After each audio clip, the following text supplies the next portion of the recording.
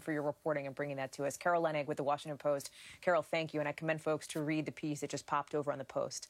We're also talking here about House Speaker Nancy Pelosi about to hold her next weekly press conference there on Capitol Hill very soon. And the question on everybody's mind, when is she going to send that article of impeachment over to the Senate? When asked, her answer so far has been soon. Now, the earliest the Senate could actually get that article is next Tuesday when they're back in session, which means the earliest a trial could start is the day after, on Wednesday at 1 p.m., an hour after President-elect Biden takes the oath of office. I'm joined now by one of the 9 impeachment managers named by Speaker Pelosi, Democratic Congresswoman Stacey Plaskett. Congresswoman Plaskett, thank you so much for being with us this morning. Good morning. Good morning to you, Hallie. So let me start there. Has Speaker Pelosi told you or the other managers when she plans to sort of get this thing moving, when she plans to send the articles over? We're working on that right now. The Speaker is in communication, and when we have information that we can share with you all, we'll let you know. Okay, but interesting that it's still under discussion. So it sounds like perhaps no decision, Congresswoman, has been made yet on that article? Well, as soon as we're able to give you some information, we'll explain that all to you. The process will unfold for the American people to be able to digest and get themselves ready to observe. Do you have any concerns yourself personally about the potential split screen of, the west front of the Capitol, Joe Biden giving his inaugural address, inside the Senate starting an impeachment trial of President Trump? Does that give you pause? I think what the American people will understand is that we are the greatest nation in the world. We are going to be presenting to the most complex and professional deliberative body, meaning the Senate, and that we can do multiple things at the same time. I'm really dismayed when I hear people say that if the president is no longer in office, that we should stop this process, that it doesn't happen. But those of us in the House believe that we had an oath to uphold to defend the Constitution against enemies, foreign and domestic, and that what transpired before even January 6th, but culminated in rioters, in domestic terrorism against the democracy, against members of Congress and the process, had to be done. And that within our purview is impeachment. And with that impeachment means that the Senate is to take up the matter as a trial. And we're very, very keen on doing all of the work necessary to present that case to them. And your case, what you're tasked with doing is basically convincing some of these Senate Republicans, some of them skeptical, right, to convict President Trump. We're actually hearing from one of those Senate Republicans this morning, Senator James Lankford. He is now apologizing to his black constituents for initially questioning the election results. I wonder, do you read anything into that? And what is your level of confidence you could convince 17 of these GOP senators to break ranks? Well, I think what we're going to do is present the evidence in as clear and concise a manner as possible. We are looking at articles of impeachment, and I don't want to go into the strategy or what specifically we're going to be doing.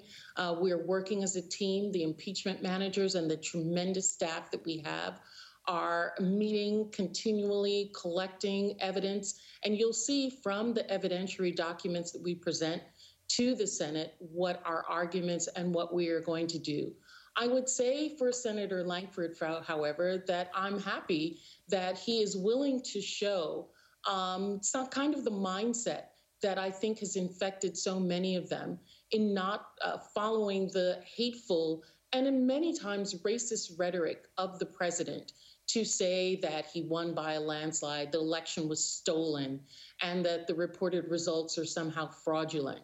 Not recognizing the power of the vote and the power of people to do that. And we've seen by those rioters, so many of them in neo-Nazi, anti-Semitic, white supremacy, what so much of the genesis of this hatred is. And I think that, I'm hopeful that he and other senators will be very thoughtful and open-minded and willing to hear the evidence as it's presented. I want to ask you about some of the security pieces that we've been talking about here on this show this morning. Congressman Peter Meyer, 24 hours ago here on the broadcast, who is, of course, one of the Republicans who voted to impeach the president, tells me he's now stocking up on body armor, taking other steps to increase his own personal security. Are you doing the same thing? We are looking at security measures. I'm grateful to the Capitol Police officers that are here and present. Those who fought valiantly on January 6th. Of course, my family is very concerned, particularly taking on the role that I'm taking on right now. I'm confident that we are going to have the security measures and have security measures in place sufficient to support ourselves.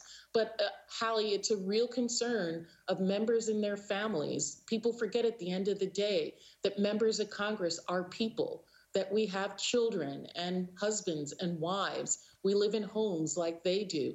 And we have been sent here by our constituents to do work. And those impeding us and threatening us to do that work is absolutely something that must be stopped. One of my colleagues here at NBC has a story out this morning with a rather stunning headline that some Democrats in Congress are worried about their colleagues, safety from their colleagues, not necessarily from rioters. Not rhetorically, literally. I want to play for you what Congresswoman Alexandria Ocasio-Cortez said.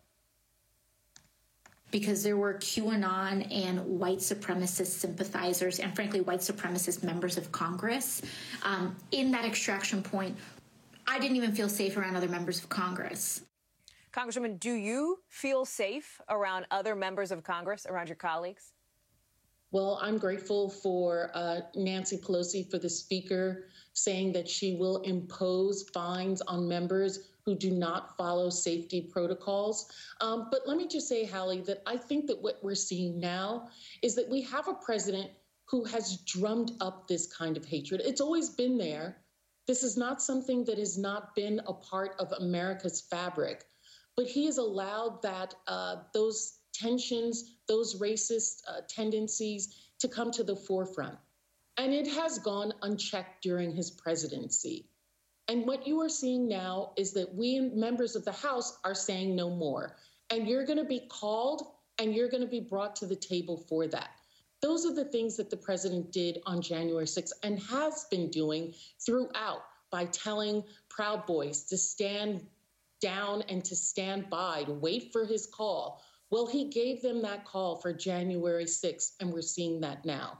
So members of Congress who are following the president and believe that they, too, can follow his rhetoric, I think will soon learn that that's not the case.